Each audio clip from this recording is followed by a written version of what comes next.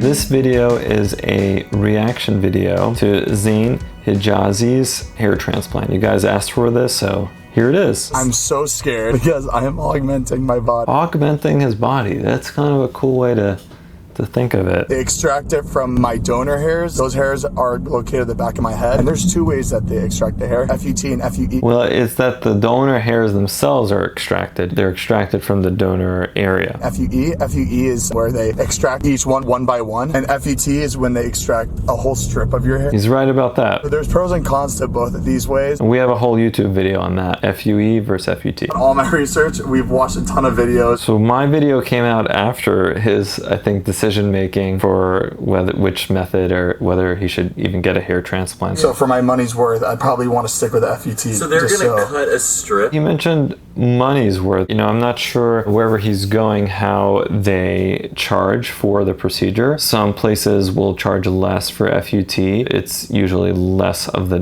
doctor's time compared to FUE, assuming that the doctor actually does some of the FUE extractions. So I'm not sure money's worth what he exactly is referring to. The biggest advantage to FUT is that you get a higher overall yield of grafts over sort of the lifespan. So the maximum number of hairs that you can get out safely from the donor area is going to be higher if you go down the FUT route versus FUE. But again, a lot of especially young guys don't want to do it that way because you get that linear scar on the back of your head. They take that out, they're going to sew the back of my head shut. Some people actually will staple the back of the head together. I prefer to suture. I actually use 3-0 and 4-0 Prolene suture. That's my suture of choice for the back of the head. No, I'm going to be fully awake for anesthetic or? Yeah, for 12 hours. Yeah, I mean, I'm glad that he's going into it with the expectation of a long procedure. Like he said, 12 hours. That's pretty accurate, actually. Sometimes like you can get away with 10 hours, sometimes 8 hours for a smaller procedure, but for a larger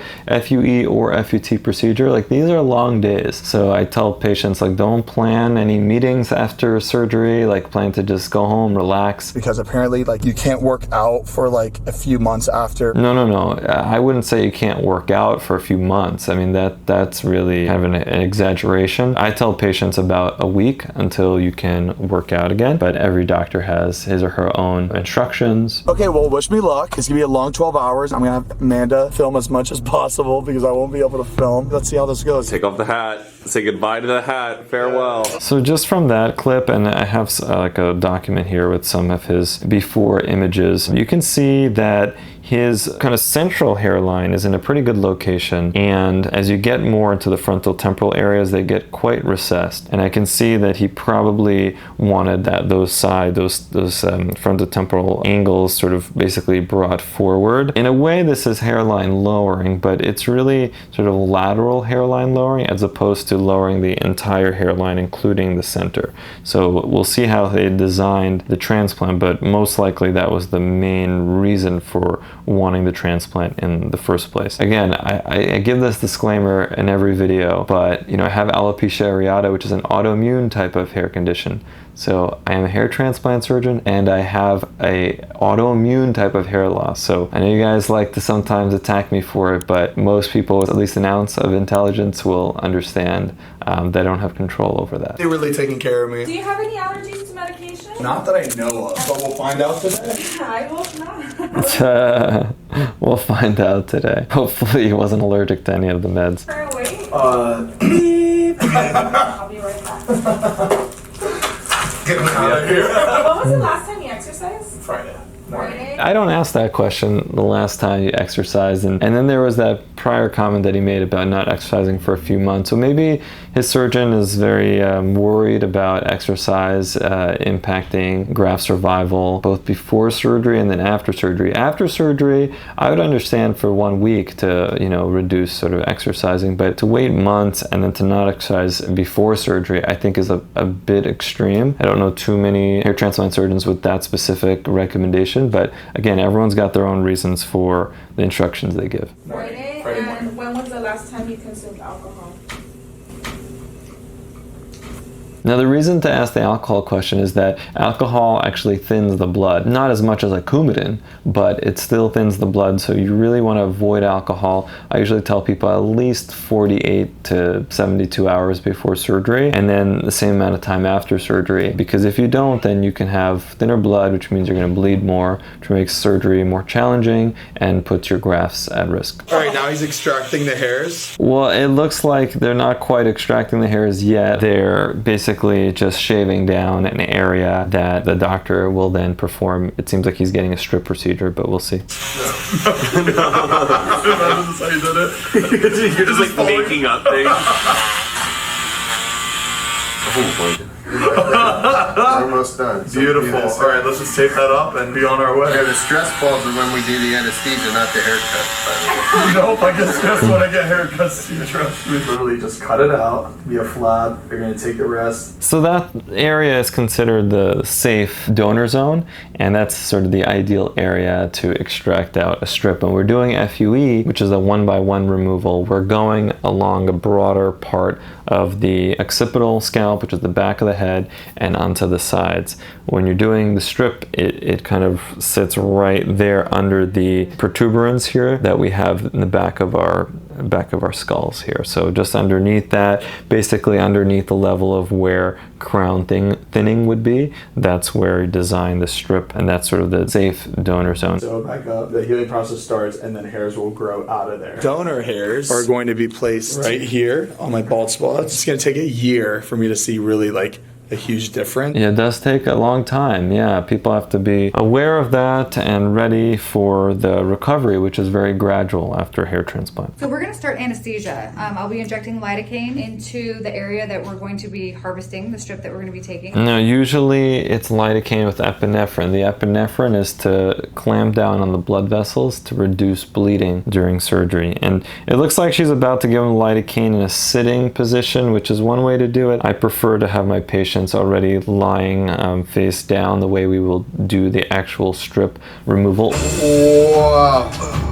The issue with sitting is that you don't have anything to kind of push off of in front of you, so you're just going to be wobbling back and forth, and then the injector then has to kind of move with you because it's obviously uncomfortable with the initial pokes. So again, that's why I lay my patients down, and that's also why if, for example, I'm doing some facial injectables, it's a little off topic, but facial injectables in the practice, I have my patients with their head up against the headrest of the chair, and that really does help with some discomfort, and it also helps the surgeon or the doctor or whoever's injecting control the situation better.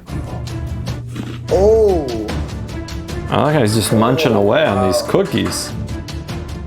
Plenty of stress balls. Oh. How you feeling down there? I'm feeling good, man. I can't feel a thing.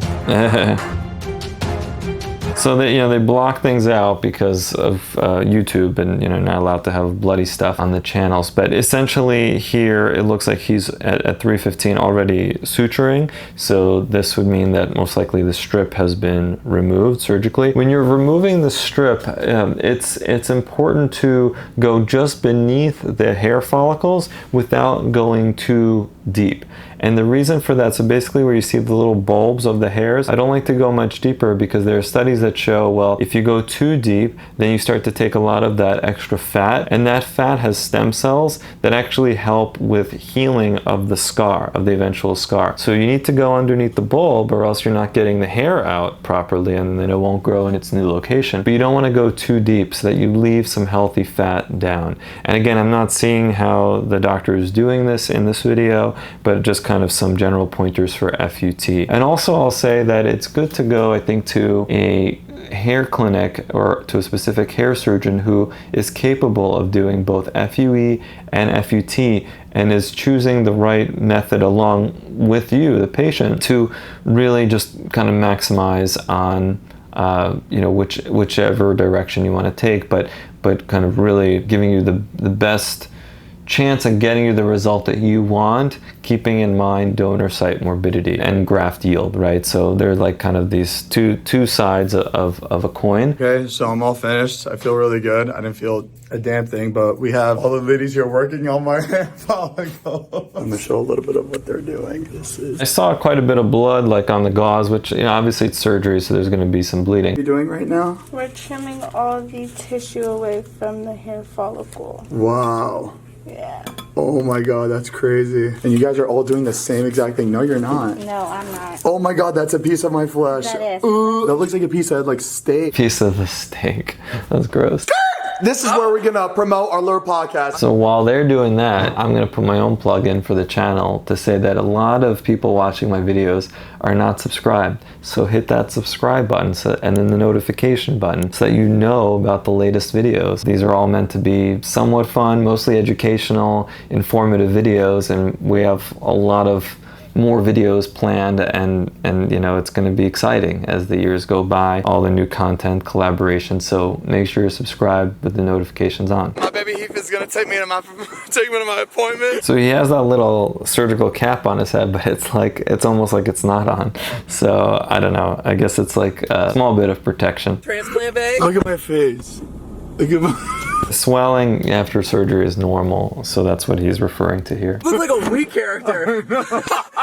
Oh my god. I look rough right now. They rocked my head, dude. They said, watch out, watch out, watch out. Oh my, they done cut my baby open. I feel bad. I wish I was there for the process. Oh, and, I know. Matt was there. He was able to give me a little pep talk before, but dude. It's gonna look good though. Now I'm seeing where they placed these grafts. You can see that they brought his temples out, which is nice and more youthful, and they brought down his frontotemporal angle, but not so much where it looks like, you know, he was like when he was 16, and I do respect that. Leaving some degree of recession is a more mature type of look, and I think that has been done appropriately based on what I'm seeing. Look at just said, you like my hair? Gee, thanks. Just bought it. And here it is again with some better lighting. And it looks like overall they have nice density throughout the area. It's hard to tell if there are more singles at the hairline, which is what our goal always is. But, you know, I'm sure he went to a clinic with a lot of experience, and they would hopefully know to put more of the finer hairs in the front and the heavier hairs further back. It looks like there is some built-in irregularity to the hairline, which is also a more natural way to do things, which is good. But I know that Heath was really thinking about getting a hair transplant. I've been talking about getting this for a long time. A couple nights ago, Heath and I were looking up a bunch of videos, and I was like really scared to do it, and Heath was kind of just there like supporting me, just kind of helping me through the decision I'm gonna make in the end, whether I was gonna do it or not. So a hair transplant is something Zane and I have like jokingly but seriously talked about for the last over a year. It's something that we're both insecure about and that we've wanted. It's cool to see you get it done, pulled the trigger, and like you made the move. Obviously, like, it's a scary life-changing decision. It's crazy because like I talked to my family about it, and this is like the one thing that guys have is like their hair, and it's the one thing that I feel like is most men's biggest insecurity. Yeah, like everything else is fine. That's true. It's definitely the most common cosmetic surgery amongst men worldwide. Balding in their 20s, and like nobody wants a bald in their 20s. Like when I posted the picture on my IG story of me doing it, you should have seen how many guys that I thought would never get were just like, dude, oh my god, tell me if it's worth it. So a lot of dudes have this insecurity, but like we're just too scared to really admit it. I'm happy that there's people like me that are willing to put it out on the internet and make a whole video about it. Yeah, that's true. I mean, it's really great on him for being so open about it. I always commend anyone who commits to this journey and then, you know, takes it a step further and is willing to share their experience. It helps other people who are looking to potentially do the same. And whether they decide, and that's my whole message with my channel, is like, whether you decide to do the surgery, a surgery, or not do a surgery is fine, but as long as you're equipped with the information, with the knowledge to make those decisions, then that's what it's all about. End transplant cancel culture. Yeah, like if you want to get something done, do it. I don't regret it, but the worst part about this is the recovery. Like, you got to do exactly what those doctors tell you to do. If you do not do exactly what those doctors tell you, you will lose your hairs. It's not necessarily true that if you don't follow every single point that's on the instructions that you'll lose your hair, but it's always better to err on the side of caution. If you're not sure about something, ask. I just want me and he to both have our hair growing in at the same time. It's like two girls want to get pregnant at the same time. They want their kids at the same time. How does it feel right now? Does it hurt? Is it the front is like a little itchy, so you constantly have to spray it, keep it moist. It's pretty normal for the front and the back to be itchy. I usually tell my patients to try some Benadryl if they have trouble falling asleep at night. You know, you don't want to be on that for too long either. So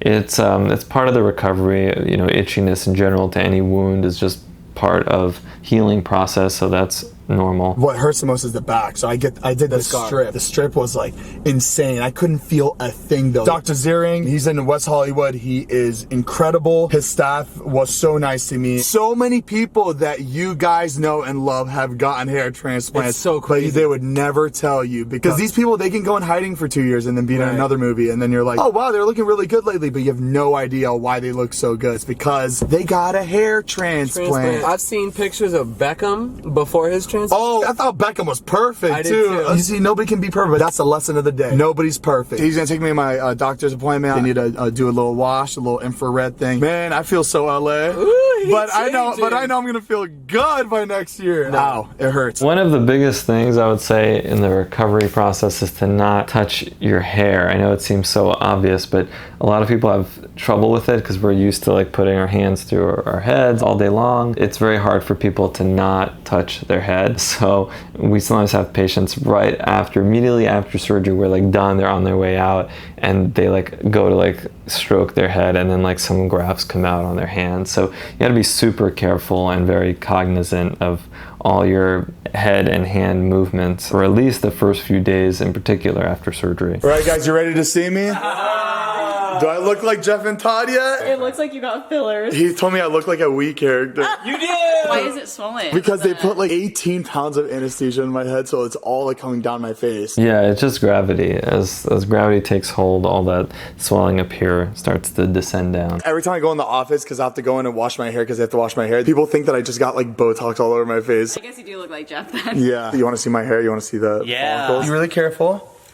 There it is. Whoa! So ideally he would be removing the hat going forward instead of backwards. There's a little tie on the back, so you can undo the tie in the back and bring the hat forwards, and that helps protect the grafts. Let's like connect the dots. It does. It looks like you literally just went with the Sharpie went. Wait, let me touch it. You can't touch the you can't touch the grass. If you just graze it, and a hair follicle could pop out. And it's just gone? Yeah, it's just gone. Yeah, you really can't put it back immediately. I mean, if you're in the office, that's a different story, but if it just happens when you're at home, it's pretty much gone, yeah. So all that time, so like I have to be really careful. So like all I could do is just spray right now, just to like clean it and keep it moist. The spray is usually composed of the same solution that your grafts were bathing in during the time of the transplant. Is it hair follicles from like your butt? For the back of my head. Lift the hair out. You see? Oh wow! That, bro. Yeah, so you can see, I mean, this is one of the advantages to FUT. Even though you get a linear scar, after surgery, it looks like nothing happened, right? Like it looks like it's just his long hair covering the area. Compare that to FUE, where you have like, usually we have to shave an area, not always, but usually. And then, you know, it's a little bit more visible because now you've shaved a big area. You can get away without shaving the head when you're doing the FUT method. Oh, it's already like growing. Those are the hairs that were plugged in. So I think by Sunday, when I take a shower, it's all gonna fall out. It's already planted its seeds, so now they all just start growing. Yeah, after about 2 to 3 weeks is when the little shafts that are placed start to fall out. And like he said, the root is still there, so about 4 to 6 months after surgery is when you start to see that regrowth. I had to poke 3,300 holes in my head. So you just said it, so he said 3,300 holes, so that means that he had an FUT transplant to the frontotemporal areas and the temples of 3,300 grafts, right? So each graft contains on average about 2 hairs, 6,600 hairs, right, that were transplanted. Now, that's a big number when you're talking about an FUE procedure, right? So that's, again, another one of these advantages of FUT over FUE is your overall yield, even with one single procedure. To get 3,300 grafts with FUE is very, very difficult to do in one session. And the reason is if you're trying to be safe with your donor area, not depleting things, you have to kind of give it, usually you get like maybe 2,400, 2,600 tops, and then you give the area time to heal before you come back in and see what you have and then take out more, because we talk about not depleting the donor area. Whereas with an FUT, if you do a sizable FUT procedure, you can get a lot of grafts with just one session. So like in his case, he got 3,300 grafts. That's a lot of grafts. You know, they could have filled those areas that they were filling with fewer grafts. I mean, if he was doing FUE, I probably would have, you know, given him a quote for about maybe 2,000, but if it with the temples, probably something like 2,400 grafts. But it is nice to have those extra grafts. You can almost always find a home for them, especially when you're working on a broader area, and he seems to kind of have a bigger head. So I'm sure they're able to find homes for each of those grafts, and it's nice. So again, FUT is not a bad technique. It's a great technique for the right candidate. Was on my head, and I was like, all right, we're done. They're like, oh no, that was just us poking the holes. Now we have to plant in the hair, and that took like 3 times as long. Now I understand why they charge so much. On the road, she go hard. She keep the house clean. She do everything, you know? It's called give thanks, you feel me? Yeah, I mean, this is like a big team effort, right? Like they just showed this picture at 1048. You have like at least 4 hair techs under the microscope dividing up the strip into slivers and then further into grafts. And it's a lot of work. It's a lot of people hours.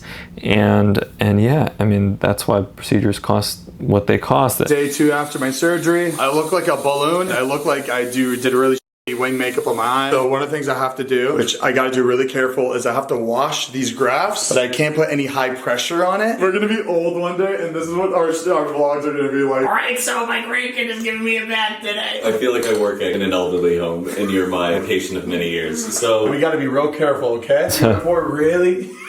There we go. This is, yeah, usually around day 2. It looks like they put some shampoo into the water, which is definitely one way to do it. Or you can pat some shampoo, making sure not to rub the grafts, but just patting the shampoo on. So a gentle shampoo like Dove or something like that. And then putting the water in a cup or in a bowl, just gently over your head, kind of like they're doing it here. There we go. All right.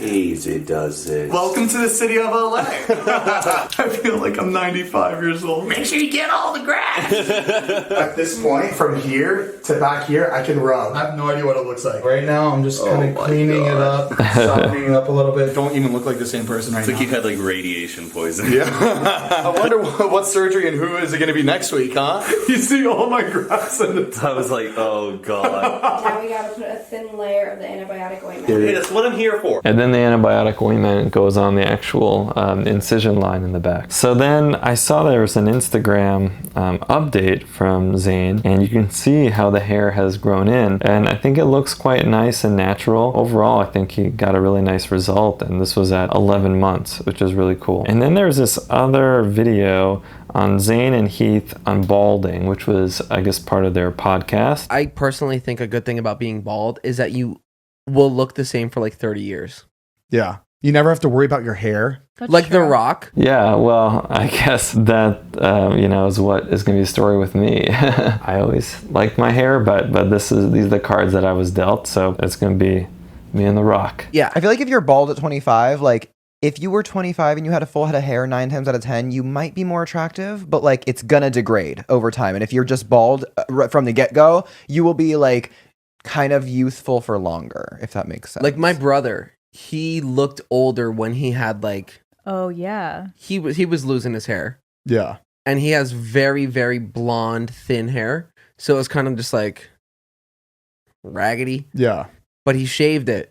And like he's been bald for a while now. But being bald takes some getting used to, and there are some videos online where people do it for the first time. But even when I had some wispy stuff from my alopecia areata, I still kind of was holding on to it until I just decided to get rid of those last few strands. And it's both liberating and frightening at the same time. You had a gorgeous transplant. The other thing I'll say about Zane in terms of his transplant is I really hope that he is on some sort of medical therapy, because all of his existing this pre-existing frontal and mid-scalp hairs and crown, which looked fairly strong. You know, they're at risk still. With the degree of recession that he had, all those other hairs are at risk, other than his transplanted hairs, which are DHT resistant. And I want other guys to see like this video and like be confident and be like inspired to get a hair transplant if they're too scared to do it. But you can't, it might be hidden.